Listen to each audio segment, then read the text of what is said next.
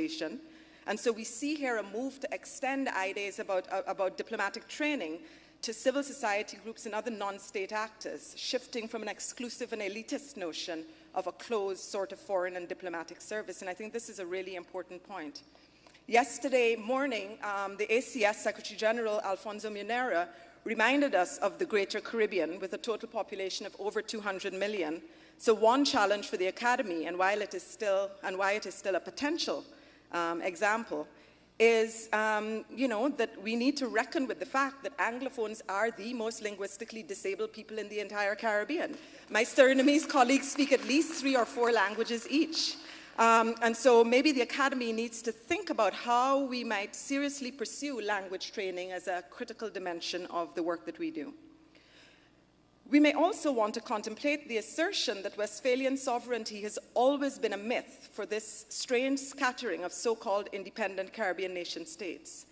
And the truth is that some of our greatest successes in foreign policy, in technical and health cooperation, have come when we coordinate and combine our efforts.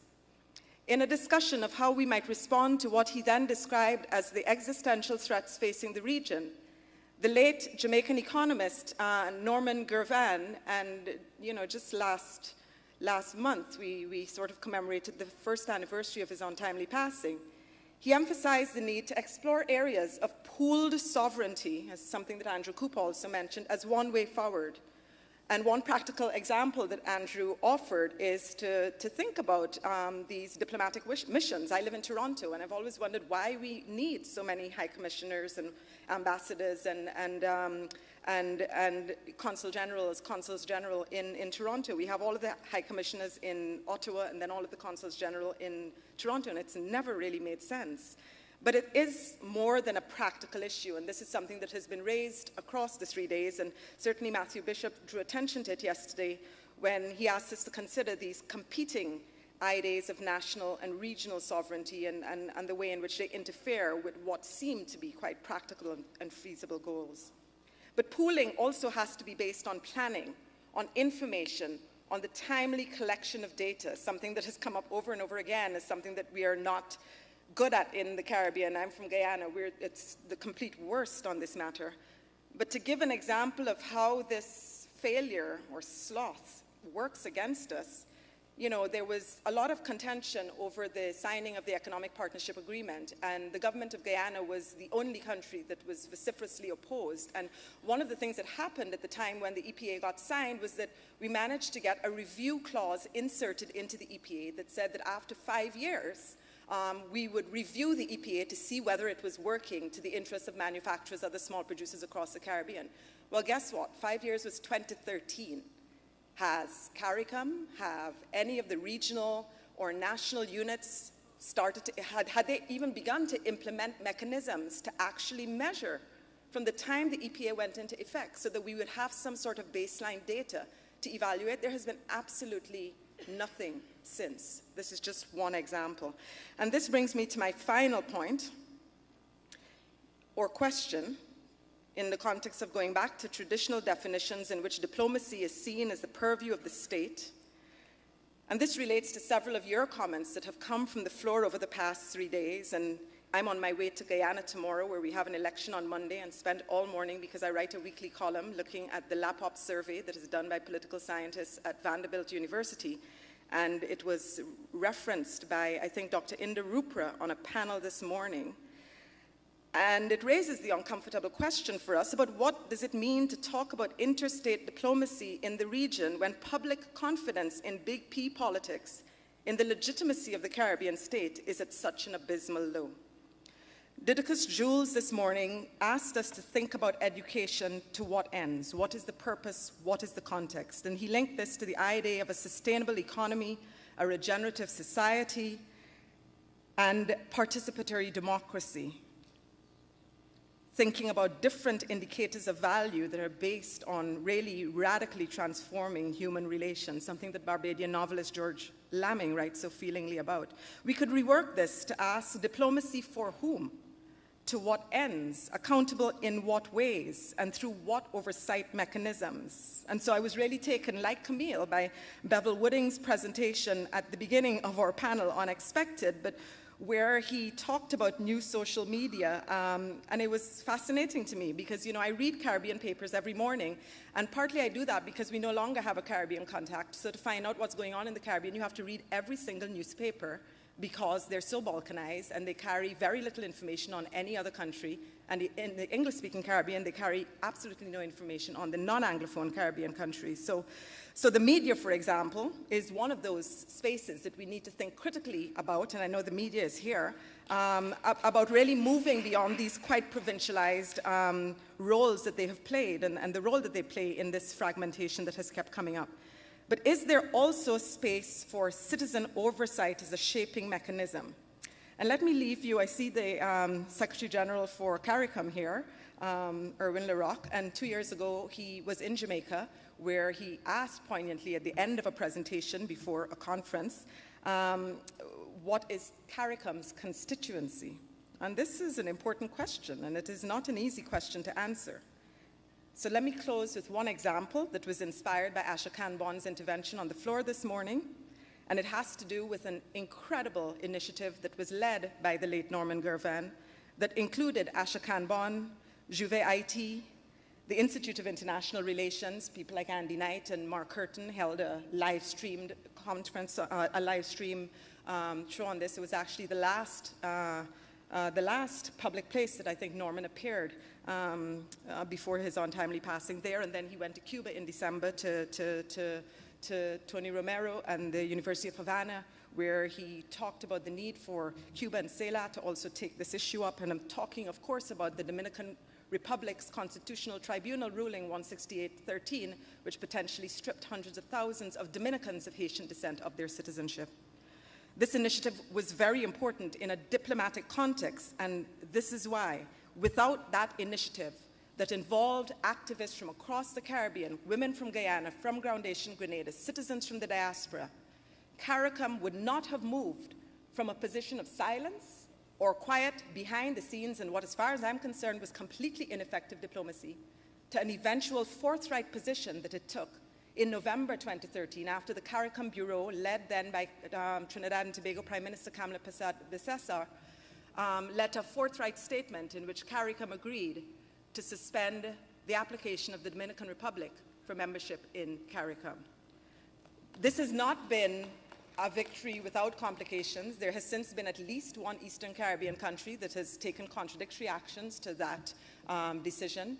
There have been some disturbing developments over the treatment of Haitian immigrants in the Bahamas, around which CARICOM has been disturbingly, shockingly silent.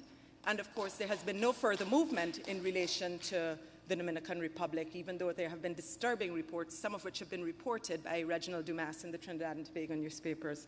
So vigilance continues to be a necessary preoccupation. So that's my last point, to think about citizen oversight in the context of diplomatic, in the context of diplomacy. What is diplomacy for, to what ends, and in relation to whom? We have a rich history and tradition and resources at our disposal, and we must, as a Caribbean people, be up to the task. Thank you.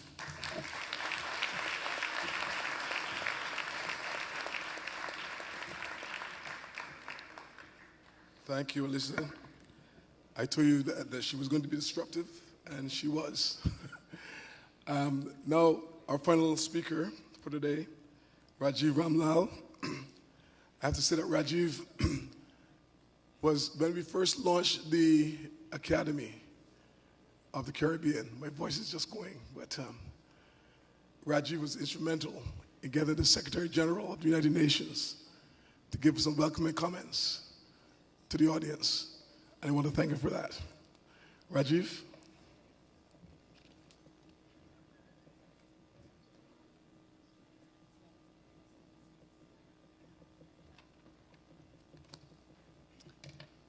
Thank you, Andy, for those warm words and comments.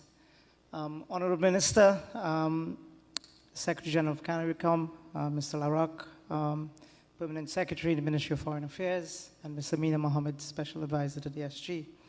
Let me first begin by thanking you, Minister, and UNDP, and Andy and his team at the Academy for organizing this conference. I think we have witnessed a new participatory approach in action here with participants from all segments of our society. and I hope that this approach will continue.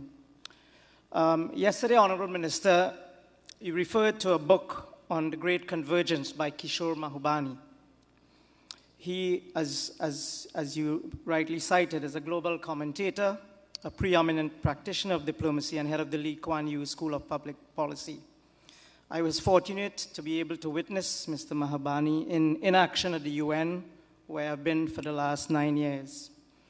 I wanted to point out a few of the things he raised in that book, The Great Convergence, because I think it has relevance to the context that was raised yesterday by Professor Acharya, and which I think is necessary for all practitioners of diplomacy to have a look at. It's a good expose on what is happening globally.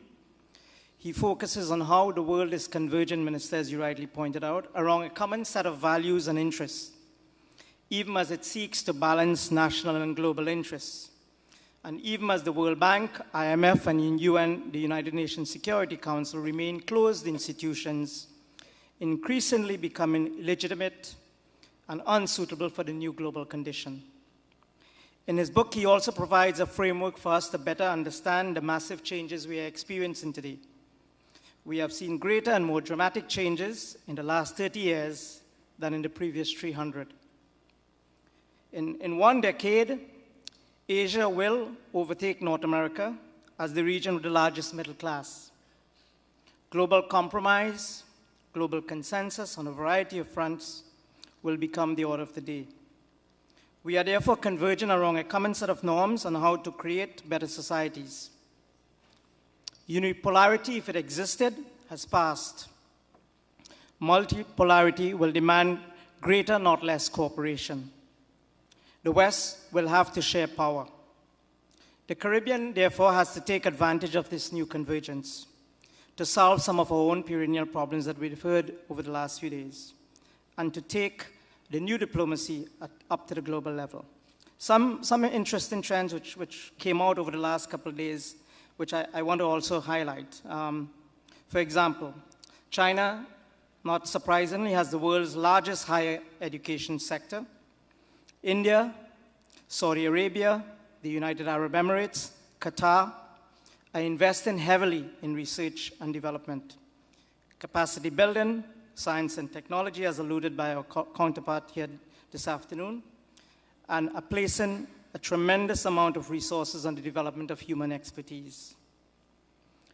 Multilateralism is seeing an increasing number of multilateral conferences and multilateral agreements. They are creating a thicker web of organization. Rising multilateralism is therefore irreversible. We do live in changed times, in new times. We had evidence of this with the recent overtures by President Obama. I think one of the greatest thinking presidents we've had in recent times coming from that country. He was insightful to recognize the changes that are happening in the world in our own region by the diplomatic initiative to engage Cuba, a member of our region. And I must add, a very, very close friend of the Caribbean over the years at the United Nations. They have solidly been behind support for the Caribbean region in our diplomacy and in our efforts to be recognized. Apart from that, as many of the speakers have pointed out, we have the technology of instant communications, air travel, the internet. These are all changing the nature and pace of interaction.